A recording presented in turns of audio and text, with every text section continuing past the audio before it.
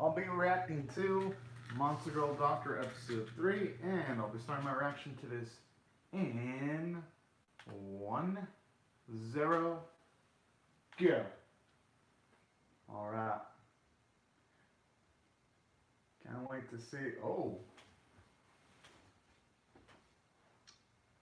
Okay. Actually, I like the nice change up. Usually, this series starts out with a comedic tone, so this is actually pretty nice.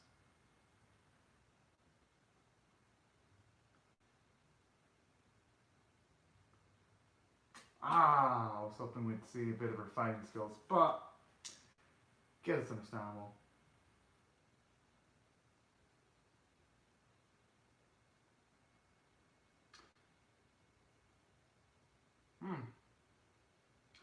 You know,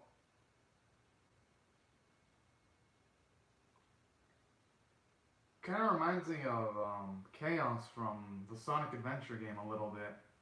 The character design. Or is it just me? Kind of gives me those vibes. That's pretty cute though.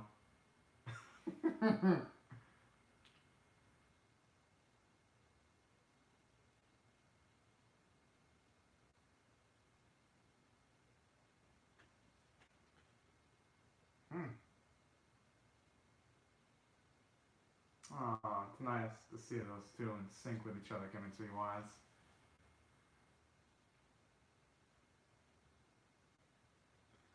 Well, that's gonna be gonna involve that chick that was involved in that fight against all those thieves. So I'm wondering. Oh, never mind. Guess I was off there.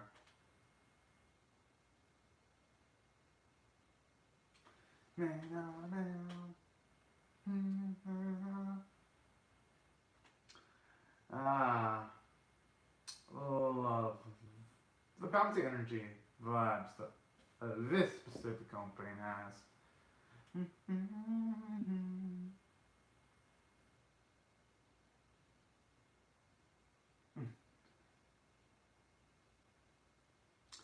I'm honestly hoping this Sapphire Cleanse ship sails smoothly. I hope.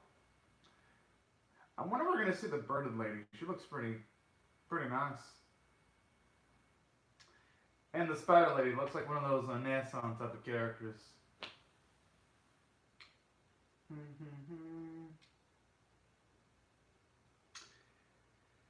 As for the blondie, since she was shown off at the very least twice so far in this point of the opening, I wonder if she's going to show up again. Because I've been wanting to see Celia for quite a bit. Thought she was pretty funny in the first episode she was introduced.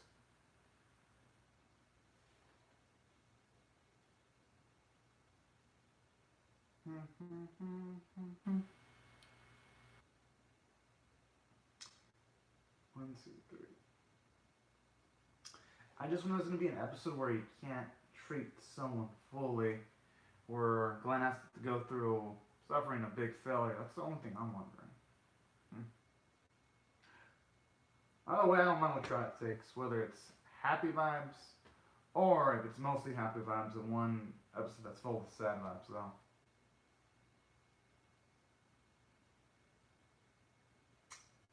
Oh, gee, nice to even get a bit of backstory on that.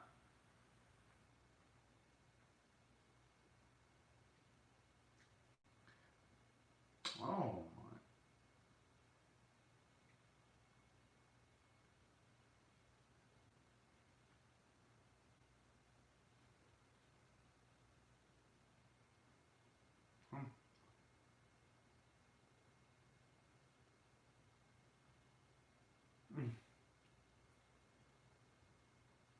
Yeah, what happened to her? Holy.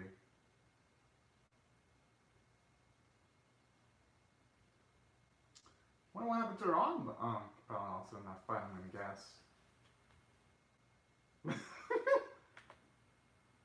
Damn, this chick needs to show some respect first, though. The way she's talking.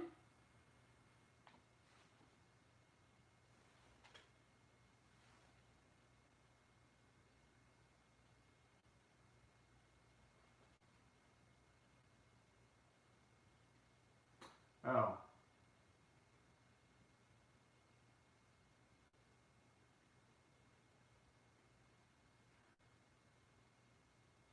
Okay, I understand wanting to reattach it, but having Safi and Glenn responsible for finding the arm?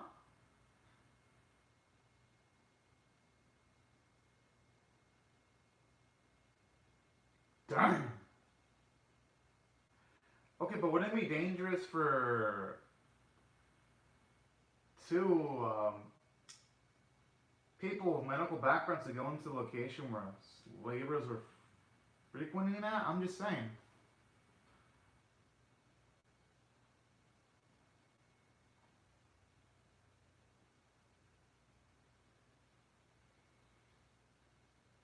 Probably Dr. Stuley's busy. That's probably it.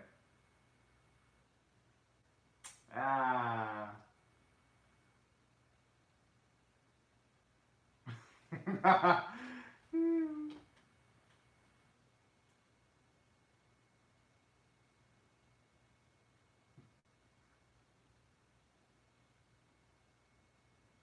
I was thinking it was a zombie, kind of like a zombie for a second.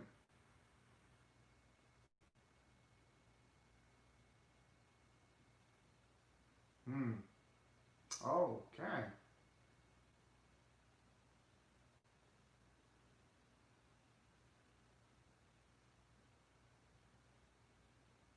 Hmm.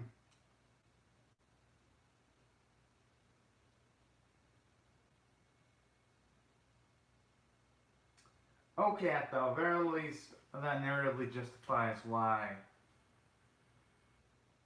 Kuna's somewhat, no, not somewhat, that's just why she's bitchy towards Glenn and Seffi.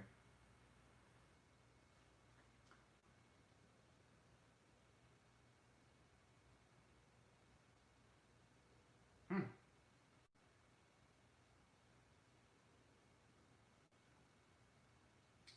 Dang, talk about being a negative Nancy.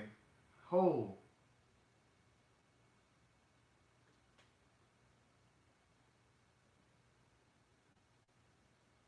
Mm-hmm. Gonna have to suck it up. Has to.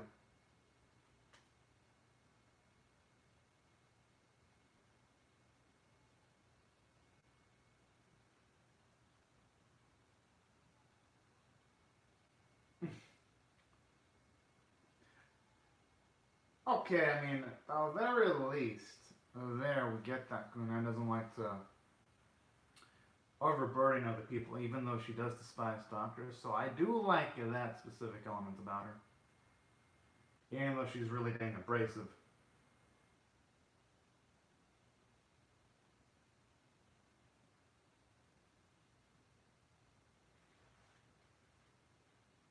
Hmm. Oof.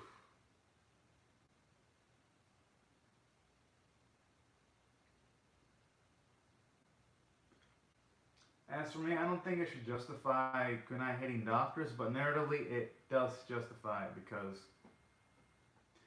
if you have a bad experience with something, on occasions you could gain sort of like a PTSD towards certain things.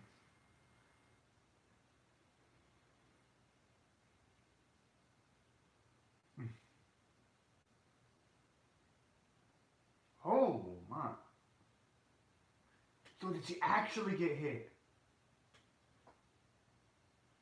That's the worrying thing because Glenn, if you go, that's why it's kind of reckless when when that lady made a request towards Glenn and Safi. They don't even look like fighters. They don't. Feels like it'd be way too dangerous for them to tackle. Oh, I like how she wasn't just a one note character. And when one not, I mean, I meant to say one time character.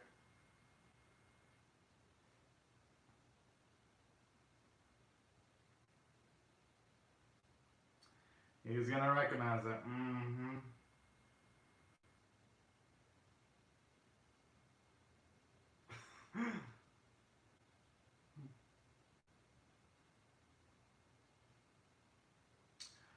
Oh.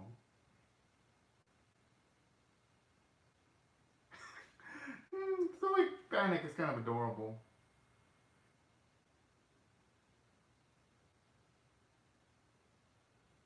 Hmm.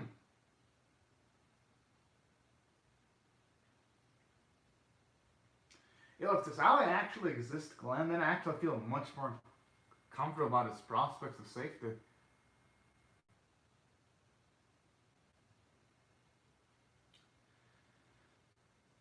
Here's what I think is going to happen. Glenn and Tasali are going to show up, they're going to help her out, and then she's going to accept that not every single doctor is that bad, and she's going to accept treatment. That's going to be my guess as to what's going to go down in the second half of this episode.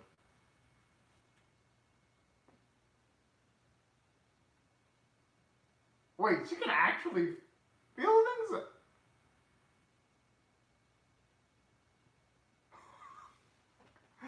Oh, man.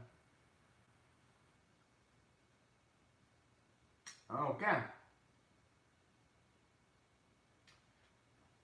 Okay, actually, like that, even though we didn't have to learn that, the reason as to why Lady Saki had her as a bodyguard, it actually enriches the series learning those minor details there. Because for one,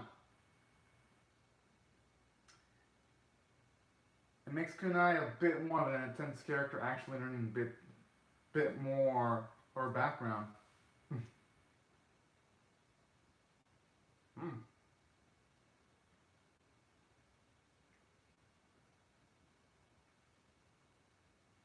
Did you just realizing that now?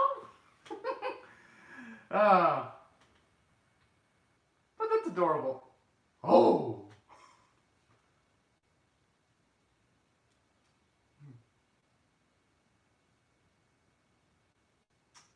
I mean, you could respond that it's saying that it's just part of the job. Oh, he knows. Oh, man. I mean, I guess he would have to know. He was almost crushed by Sephi in episode 1.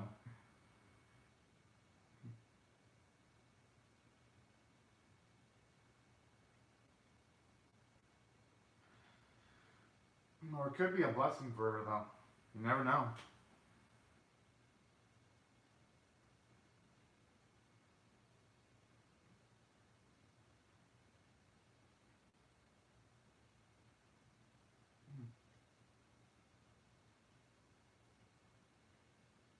I wonder if desires are also a... Oh, never mind. I thought for a second all the desires pent up inside of her also form what she actually wants, too.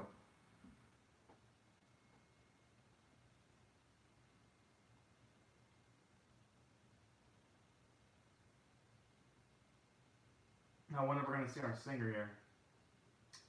Ah, I had a feeling. No, I did not watch the episode beforehand. I just had a feeling that was going to be the case.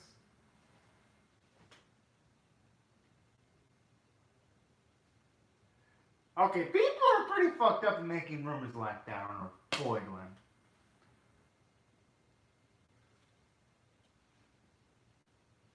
But it's actually nice to get to see the Lala, though, too. Because it actually makes this series feel much more fuller. Just, what a sweetheart. It makes this series actually feel fuller knowing that future episodes of this series are helped lifted up by some of the previous episodic episodes. Because in too many dang episodic series, they just introduce a character in an episode, then they just completely forget about that character, never having them shown off in the series again. So actually seeing Tisali and Lala again actually puts a smile to my face.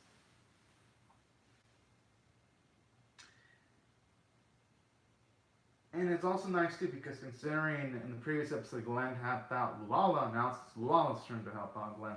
That's what I found really, really nice and sweet.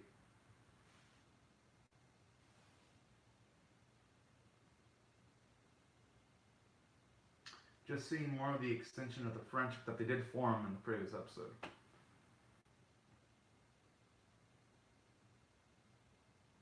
Yeah, but if he doesn't touch her, then he's not going to be able to get the body parts. That's the thing.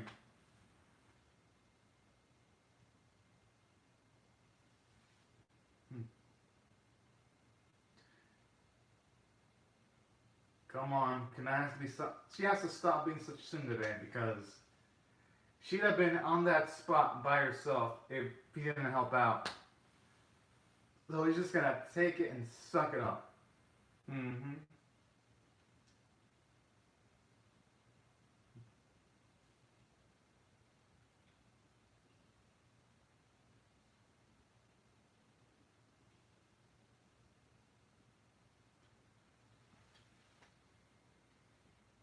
Mm.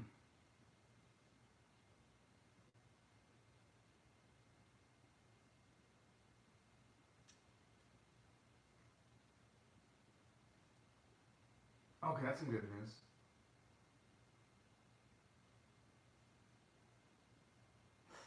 Ouch, it sounds like it's gonna be painful though.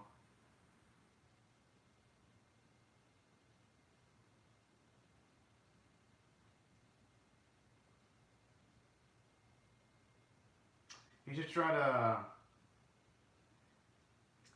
to appeal to her emotionally, saying stuff like you'd be able to perform your job of being in the guard to the lady if she were to accept treatment. That's how I would tackle it.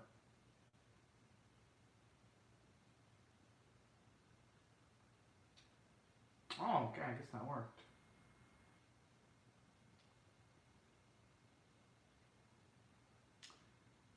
Oh, yeah, at least that saves him a resource.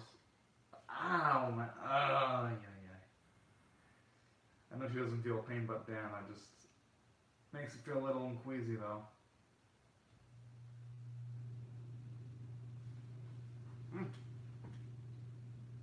At the very least, I'm not showing her flesh being stitched out. Sometimes get queasy when little objects just poke on the skin. It just unnerves me. Same when I see characters needled.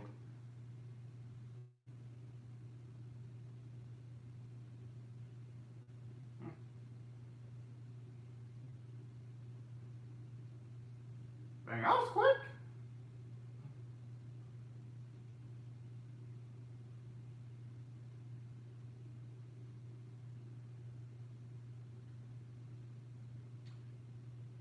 It's got a point. Even though she's not going through physical suffering, I'm assuming that Kanai is going through emotional and mental suffering. Because there's a variety of ways of suffering. It ain't just physical.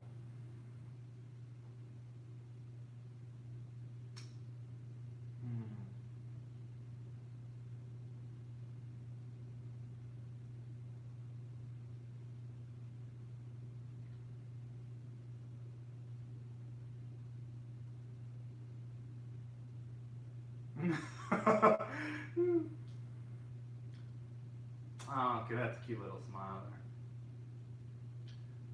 From Kanai.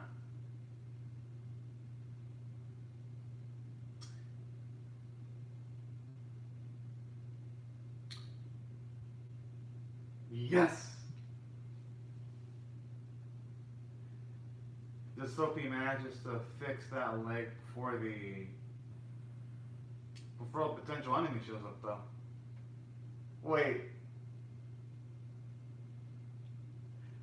Okay, for a second I thought I saw some blushing. Oh no! Oh. Well, I get the feeling trouble's gonna occur right now.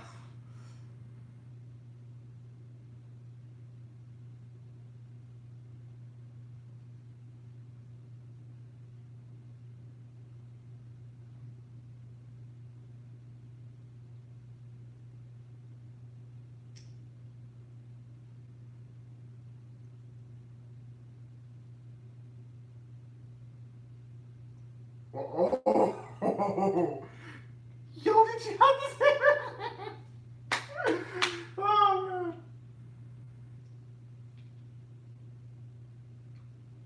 Safi never catches a break.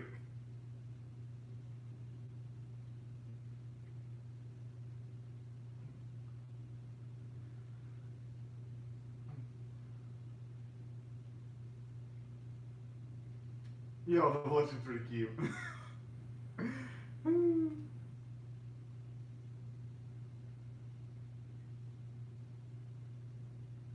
Actually, like like to always bashing her creator.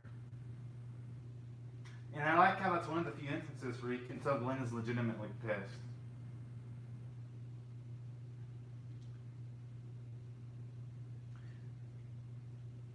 Oh my. Well, because the doctor, he's probably treated a lot of nude or monster females in the past.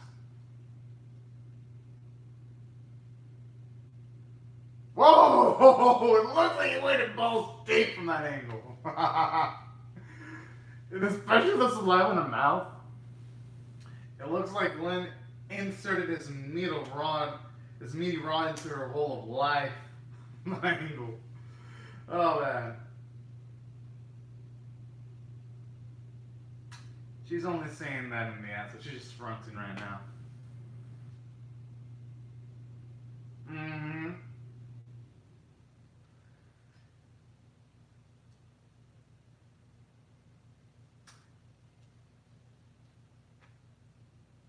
At least she gave thanks. Oh. Yeah, that's exactly what I was worried about. When the lady made a request to Glenn and Safi, I was worried that they're going to try to attack him. Who knows, maybe they'll try to attack Kanai.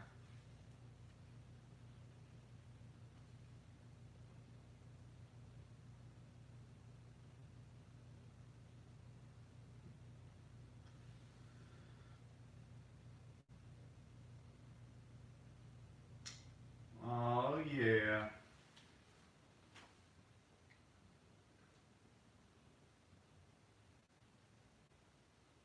Wait, is she pregnant?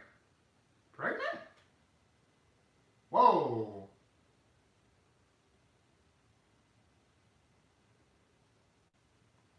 Wait, hold the fuck up. Okay, my mind took a few seconds to process that. I'm like, wait, what? I thought she had a thing for Dr. Glenn. I mean, I guess it makes sense.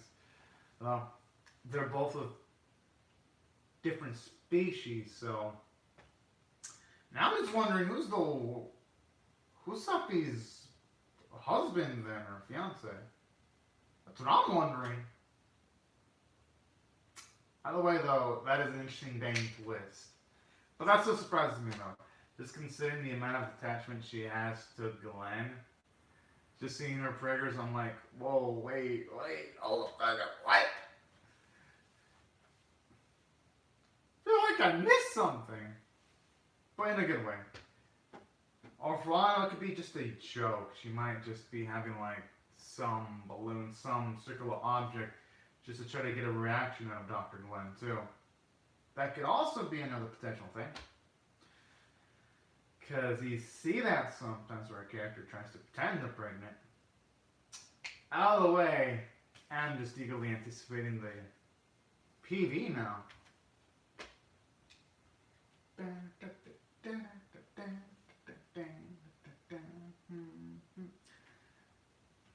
Like the music though. The Lamia with an incurable disease. Whoa, hold the fuck. Okay, that doesn't really look good then. Because if she's looking distressed, that doesn't look like a happy vibe episode. This looks like a sad vibe episode. So she's probably not breathing then. It's gotta be some kind of rare disease. Oh, boy. Okay. Talk about the PV just instantly destroying the vibes of happiness, but in a good way though. Now, as for the episode itself, I'm gonna rate this one straight up. If I were to use a scale of 1 to 10, with 1 being abysmal, 5 being average, and 10 being exceptional, I thought it was actually a solid 8.25 out of 10 episode. Because even though, well, yes, it didn't have bombastic comedy like episodes 1 and 2, actually, we didn't think it needed it, because this episode showed off that the writing staff, they can not just handle topics of comedy, but they can also handle topics of drama too. So I really dig that. Especially the moment where Glenn looked angry whenever they were talking about the creator that made Kunai actually really like that. I was like, whoa. And the face as if he had his hands on that creator, he would just eviscerate and choke and end that fool. So I like that, seeing a bit of Gwen's emotional toughness. And on top of that, it was actually really nice to get to see Lala help out Gwen, seeing her become a bit more selfless, a bit more gentler. And that was all, that little moment with Tisali was really cute too. And I like the character development for Kunai. How she went from not accepting doctors to then afterwards accepting them after she gets a really good treatment from Google and was actually relating cute and sweet. So a lot of great character moments here. And from a story standpoint, even though it wasn't comedic, the jokes it did have I felt successfully landed. And it built up towards an epic looking cliffhanger at the end with the whole pregnancy thing. So that's why I thought I did pretty well from the story beats. I felt like it didn't waste time. I like how it even explained why monsters and humans actually got together because of the Master of Kunai. So all these elements make the world of Monster Doctor feel much more tangible, much more detailed. That's why I thought I did really well from the story standpoint and why I didn't really need comedy that much. Because it made the mythology in the series feel a lot more powerful. Animation and artwork, yeah, you could say there were some weak points because when there was a fight, it just panned away from it. But hey, not every episode in Monster Girl Doctor is going to look fantastic. And it didn't look super awful. Just animation could have been better. Artwork looked fine though. It looked on model. And I liked the voice performance, especially from Kunai's actors when she was one. Oh man, I was so tempted to use that as a thumbnail, but I know I won't be able to because whenever people use like spicy Monster Girl Doctor thumbnails, YouTube is like community guideline strike, so I can't risk it. But if those rules weren't in place, I would have definitely used one of those moaning sequences as a thumbnail. But yeah, what can you do? And that's why it was 8.25 out of 10, and that's why I thought it was good. And now that I'm done discussing my thoughts on the episode, I'm going to reply to every live chat comment for a Patuda Kazuo. Hello. For a Love Star Flower Macho Girls Anime Forever, thank you for liking the video. And as for Tomato Kazuna Gitai Earth Grinder episode 17, what? I'm assuming you mean when's the reaction to that coming out from your comment? I'll be reacting to Tomika Kazuna Gitai Earth Grinder episode 17 today. Just depends on what time it comes out. Because if it were to come out right now, subtitled, then I would react to it immediately right after I'm done with the Monster Girl Doctor reaction. If it comes out later today, then then I'll react to it probably hours later because my schedule is gonna be busy today. I can react to Tomika if it comes out right now. I'll be able to react to it. But if it takes like a while for the fan service to translate it, I won't be able to react to it till hours later because I have a few errands to run. And the same applies to also Muka Dreamy. If that doesn't get subtitled on time, then I'm going to have to react to that also hours later. But for sure, I'll be reacting to Tomika episode 17. Because I loved episode 16. I thought it was great. Love Melody, Starfire, Match Girl, Anime Forever. It was dang awesome. I'm hyped up for that. I think Joe Pachero is a really dang awesome character. Cannot wait to see what they're going to do with him. Especially since the PV actually explained that he has a plan. I was like, yes! Hopefully it advances the whole thing involving Conqueror, and maybe Conqueror can get captured or something. But yeah, I'll definitely be reacting to that later today. But anyways, y'all, these are my thoughts on the episode. Be sure to comment your thoughts on how you feel about my reaction in the comment section below. Rate the video, share it, comment, subscribe. And I hope you all have a fun, wonderful, and safe day. And I'll see you guys later if you come back for more. Alright, y'all. Thanks so much for watching, everyone. And bye-bye.